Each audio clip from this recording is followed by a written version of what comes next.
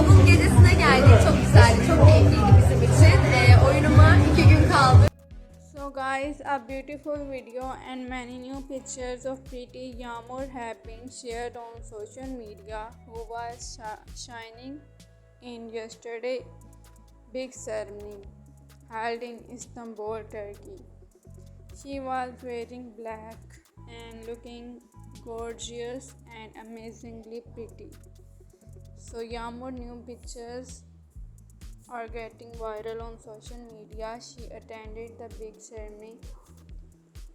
Baris baktas has given a reaction on this. He said that he is so much happy that her colleague Yağmur has attended the ceremony and she is looking pretty in the big ceremony. So Baris has given a reaction.